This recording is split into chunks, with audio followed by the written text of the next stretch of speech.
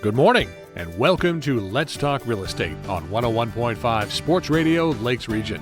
Today's show is presented by the Cisneros Realty Group, powered by eXp Realty, and sponsored by Dana Gunnarsson, agent at the Joe Suazo Allstate Insurance Office, Hudkins Law, Title and Settlement, and NCT, Nano Coating Technologies. It's time to join our host at Let's Talk Real Estate. And good Saturday morning. My name is Corina Cisneros, realtor with the Cisneros Realty Group, powered by eXp Realty.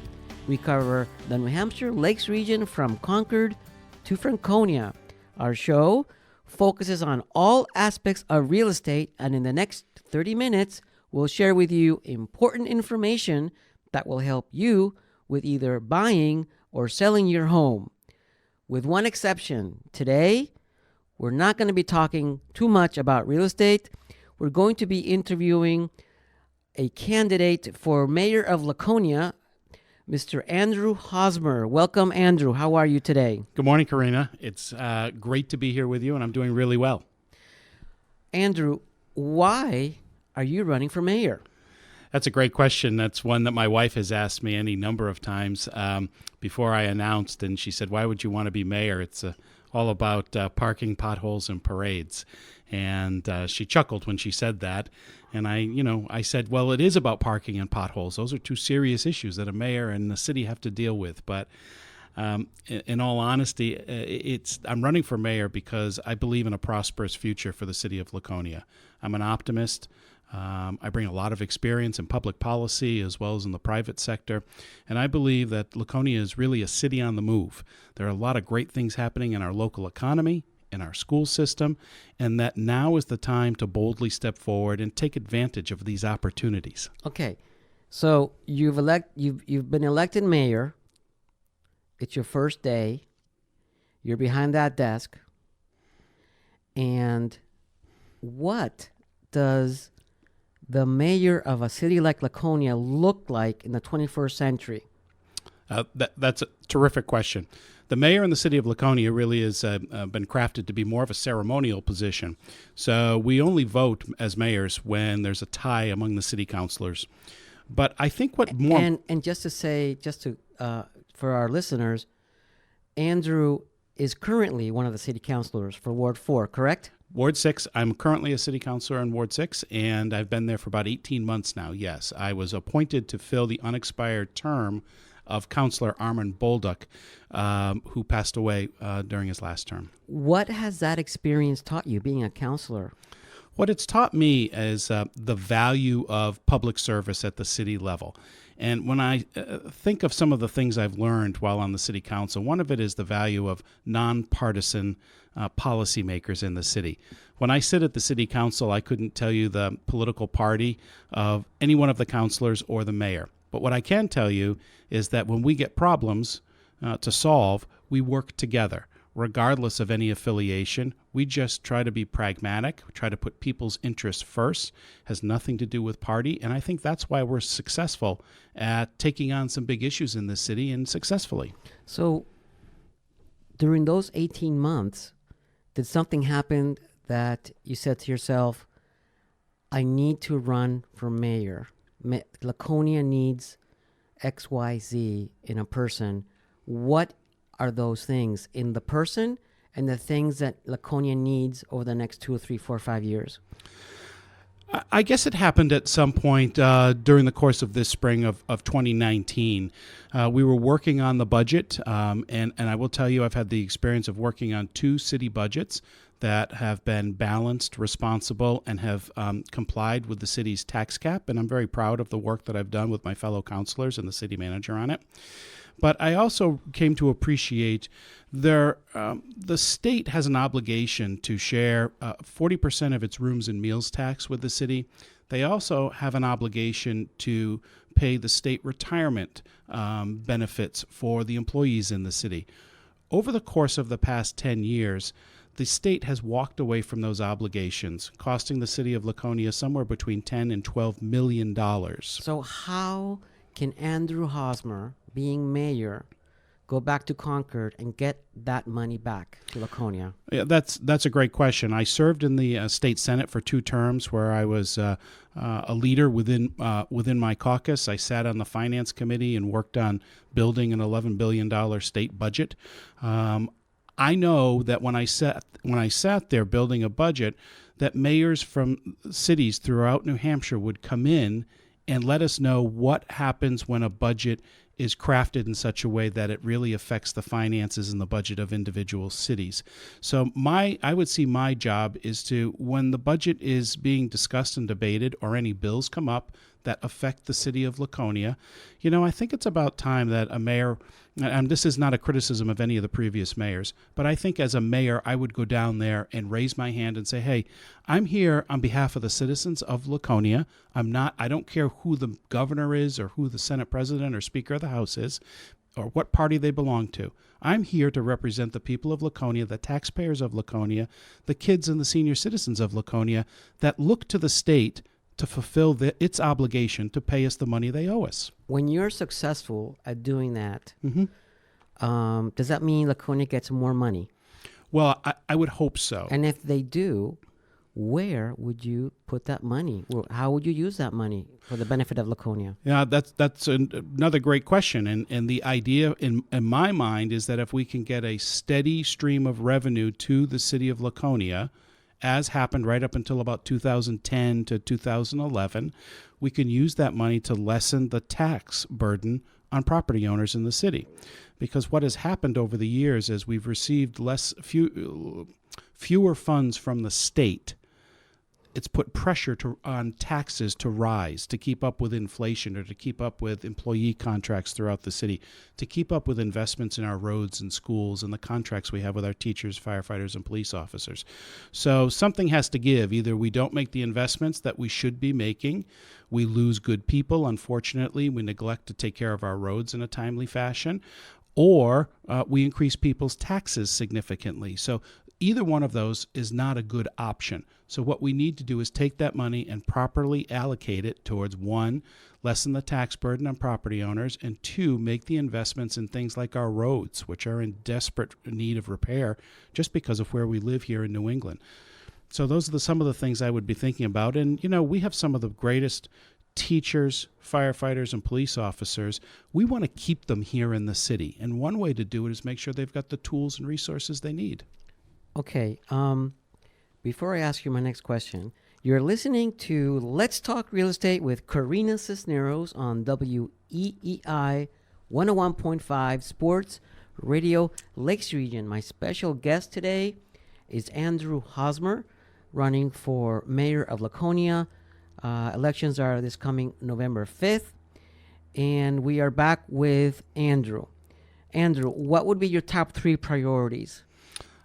My top 3 priorities when elected mayor is going to be 1, economic development throughout the city, not just in downtown and Lakeport, but also to continue the economic development of the Weirs Beach area. My second, and really is a 1A priority, is our school system. I want to make sure that our teachers, administrators, anyone involved in the school system has all the support they need from the city to do their job and to make sure that our children are not only learning ready but prepared for the jobs of the 21st century. And my third item that would be particularly important to me would be making sure that we have a strong public safety network, from our firefighters to our police officers, our first responders. Those are some of the things that add, 1, quality of life to a community, but just as important, it adds really significant value to real estate in the community when you have strong school system, you have vibrant economic environment, and you've got strong public safety. I could not agree more with you. About that safety net, of people who are in public service to our town, what's missing right now that needs to be fixed? Well, one of the concerns I've had now for quite some time is that, are we properly staffed in our fire department? I live in the Weirs Beach area, and I know on the overnight shifts there in particular, there are only 2 firefighters at that station. And I'm appreciative that they're there. But, I have a wife and 4 children. If my house were to become, have a fire, and the Weirs Beach station and the firefighters were to respond, they could respond with 2 people. And the two firefighters that arrive would not be able to get into my house until backup arrived. So what they could do is they'd get there in a timely fashion, they'd put the hose out, but if people were still inside, these firefighters, it's not likely they would go in without additional backup. So they'd have to wait for the firefighters from downtown to get out to the weirs. Or if they did go into the house, they'd be putting themselves at grave danger. So we have a very busy fire department here. It has to do with the age of the structures in the city, the multifamily units that we have to cover. And so it's a very busy city when it comes to calls. I believe they need more support. And I believe we should be looking to reduce the overtime of the firefighters right now and consider adding another firefighter to each shift. All right. Very true. Okay, let's turn this a little bit towards real estate, which is what I do. I help many families transition out of and into homes, upsize, downsize, second homes, third homes, investments. Lately, over the entire country, in New Hampshire too, and in Laconia, there's been some tension within our neighborhoods and property owners between full-time residents and those who have homes that are being rented to our tourist industry, people who come who want to enjoy our lakes. And there have been a few meetings at the city council about this topic and back and forth on how to mitigate and come together to terms so everybody kind of is in a happy medium. What's the current state of those conversations and where do you see it going? I think the goal here is to find the proper balance within the city. What I've been pleased to find out is that, first of all, there were some problem properties in the city that came to the attention of the city manager and zoning and planning. And we thought that characterized the whole Airbnb, if you will, platform of owners who are renting. What I was pleased to find out is that it really doesn't. There are a number of Airbnbs throughout the city with super hosts who have great reputations, who are very responsible in how they handle this responsibility, and they're not causing any problems. So I think we have to be cautious to put a policy in place that is based on more anecdotal evidence, the bad actors, if you will, and think that that's going to achieve the proper balance in the city or solve some problem. So I believe that the fabric of our neighborhoods is important as well. How do we make sure that true neighborhoods exist where families come in and have maybe school-age children, that neighborhoods don't become just one big rental property after rental property after rental property.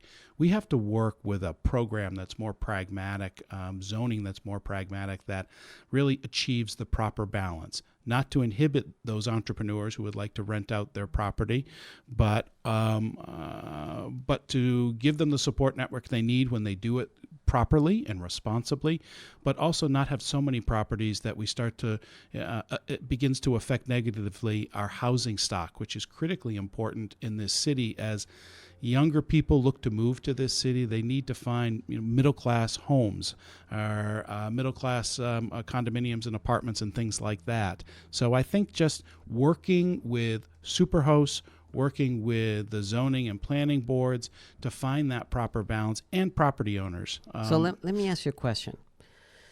There's a huge shortage of housing, not only in Laconia, but around the state. We are at the top of the market. Since 2007, we were at a top there. We had the recession. Now we're back up where we were back in 2007 or 6 in terms of prices. What is your position on facilitating construction development for more housing within the town of Laconia? Well, I think what would drive housing in this city is if the city were to focus first on economic development and the school system. Okay, can you define economic development? It's a blanket term. Can you just drill down a bit more? Sure. I think the one thing that that we need to make sure that if anybody's looking to invest and build a business here in the city, first of all, we have a city government that welcomes them here, that maybe simplifies the process of getting into the city and opening up their doors. Second of all, I want to make sure that we're doing everything we can to support current businesses throughout the city. Do we have a comprehensive parking plan that allows retailers or people who are hiring large numbers of people, that people can come into their job or into their business to shop, and they have a place to park that's safe, that's convenient. So I think those are some things we can work on. Okay, Andrew, I love that answer, but let's get back to the question. How can you as a mayor and the town of Laconia help developers, builders invest in housing that can be either single family or condominiums? I think one thing we can take a look at is the minimum square footage of a piece of property in order to build a structure. I think if I'm not mistaken right now, it's 20,000 feet, and I'm not quite sure why it has to be that large for a buildable lot. We should be looking at, is that really necessary, or can we cut that significantly to encourage more development? Secondly, I would look to explore the possibility of partnering with Lakes Region community developers and identifying property within the city that would be the spot to develop a neighborhood of middle-class homes. Where in the city can the city maybe extend water lines or sewer lines, utility lines as well, working with some of our utility companies, but do it to a specific area, somewhere maybe around the state school property out on Route 106, and saying this is really where we're going to focus on building a neighborhood of quality, affordable middle-class housing that would appeal to, say, younger couples looking maybe to have a family here and send their kids to school. Thank you for that answer, Andrew. It's time to take a break and hear from our sponsors. We'll be right back with more Let's Talk Real Estate after this on 101.5 WEEI Sports Radio Lakes Region.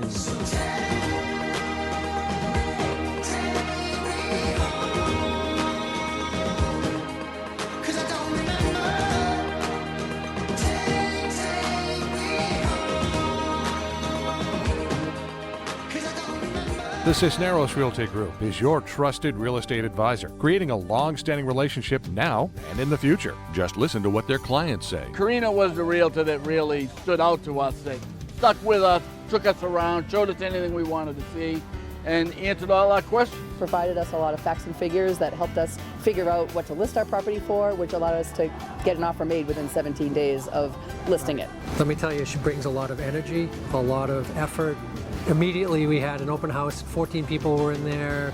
Within a couple of weeks we had a couple offers. It was just, we went from no activity to a ton of activity in 3 weeks. Not only is she a professional that we've engaged to sell our home, but she's become a friend. Turbocharge the sale or purchase of your home with the professionals at the Cisneros Realty Group, led by Corina Cisneros and powered by eXp Realty, 6 Loud Road, Concord, New Hampshire. Experience and integrity you can trust. The Cisneros Realty Group. Online at nhlakeshomes.com. With the purchase of a new home, you have a lot of choices in homeowner insurance. Working with a local professional to get the right insurance for your home and family is essential. Protect your home with Allstate Insurance and use your local agent, Dana Gunnarsson.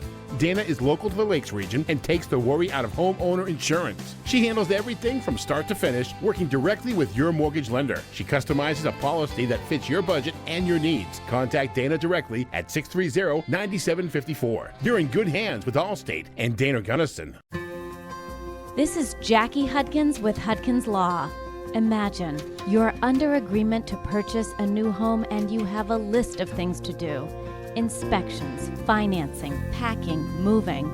But remember to check the title. Hudkins Title and Settlement will examine the title to your property to make sure it's free and clear of liens and encumbrances, and we handle all aspects of your real estate closing.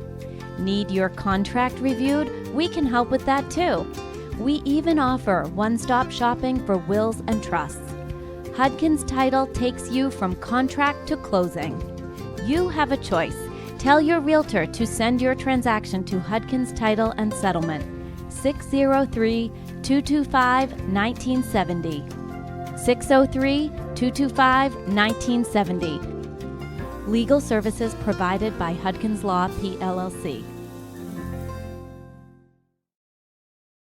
Fall weather can be damp, cool, and a little gross. Just make sure your house isn't the same way. Let NCT Nano Coating Technologies freshen your house from top to bottom. If you've got mold in your attic, a stinky basement, or just want to protect your family and pets from harmful bacteria, contact NCT today. Disinfect and protect your home with safe products that will continuously keep it clean and safe with the help of NCT. For a free estimate, go to nctnh.com. That's nctnh.com, or call 603-630-5377.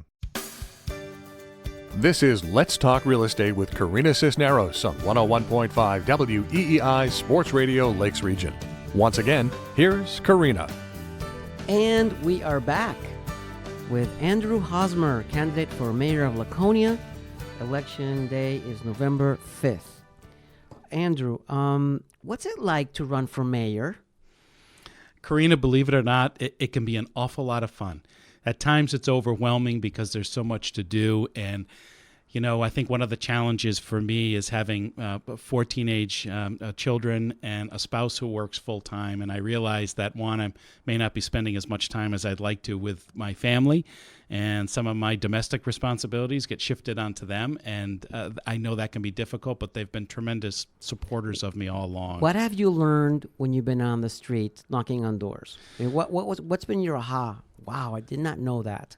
I think one of the things that surprised me very much was people's concern about homelessness in the city. And Really? when I asked them about, besides the road construction, which is driving everyone crazy, and what's the issue that's really on your mind? And I've heard so often from people saying, we have a homelessness problem around here, and it goes on right under our noses at times, and we don't even notice it. And I thought I heard it once or twice, and I took note of it, and I wrote some notes about the people I spoke with, but then I started hearing it more and more. And then my wife had said to me at times that when she goes into work early in the morning, that she sees people coming up over the wooded bank near our business there with paper bags or plastic bags, and they're living in perhaps in tents down by the river. I think this is a very serious issue. I think not only do we, and I think we should have a community discussion about this as well. One I would love to lead as the next mayor. What would be a possible solution to address that? Well, one of the possible solutions, and it's really up for discussion, is, and I've heard people say this, if you build more homeless shelters, does that mean you get more homeless people here? If you have fewer homeless shelters, do fewer homeless people decide to land here?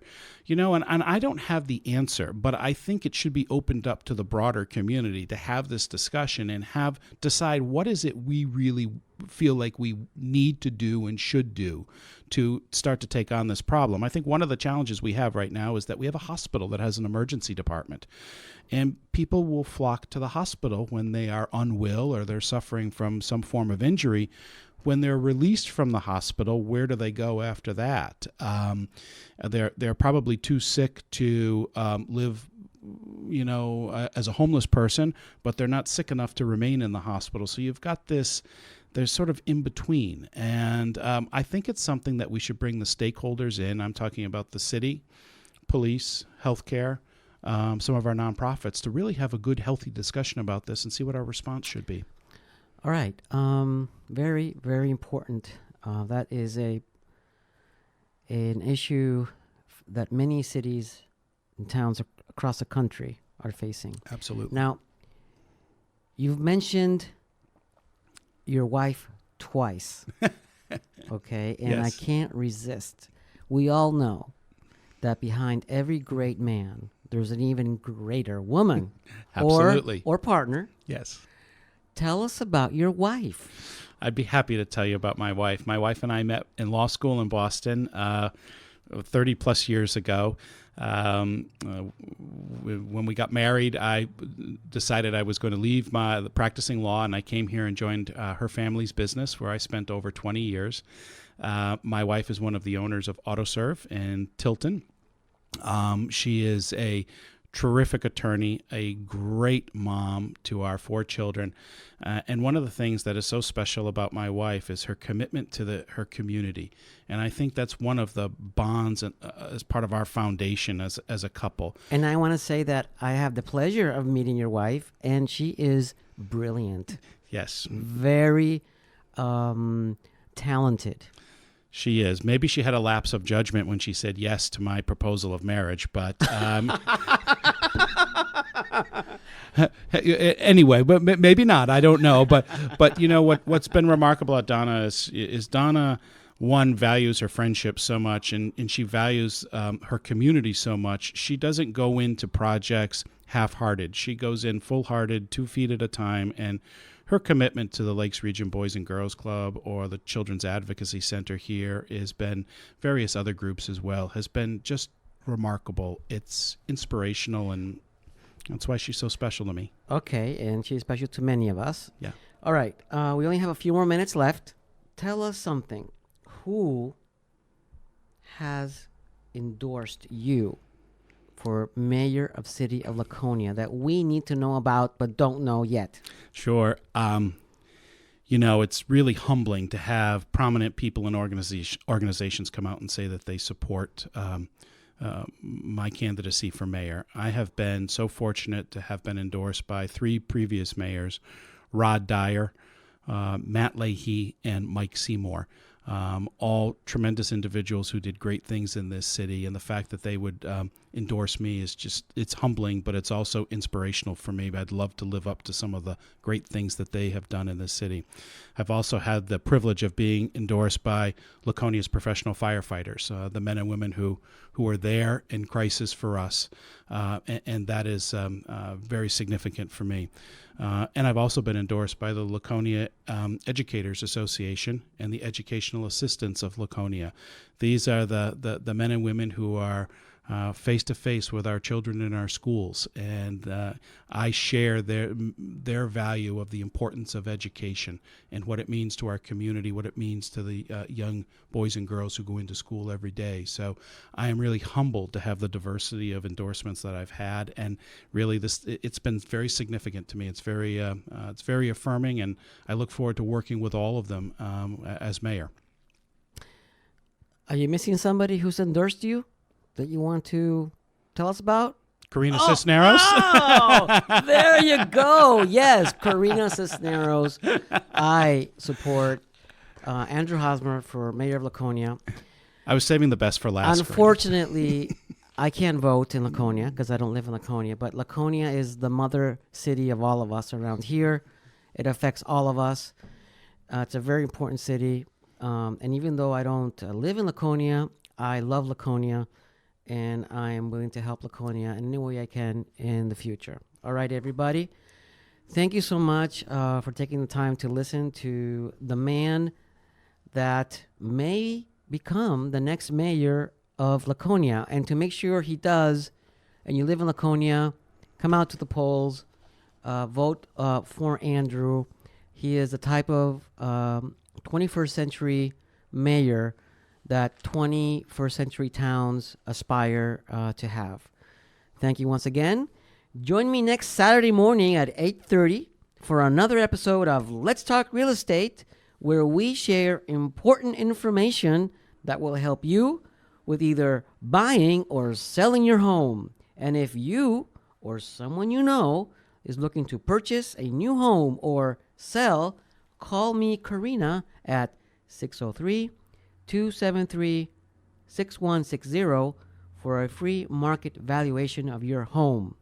You can also visit us at our website, nhlakeshomes.com, and visit us on Facebook. You can also listen to our show's podcast on iTunes and Google Play. And remember, mi casa es su casa, and my name is Corina, like the song Corina, Corina. Until next week, play my song. Corina, Corina, Corina, Corina, Corina, Corina, I love you so.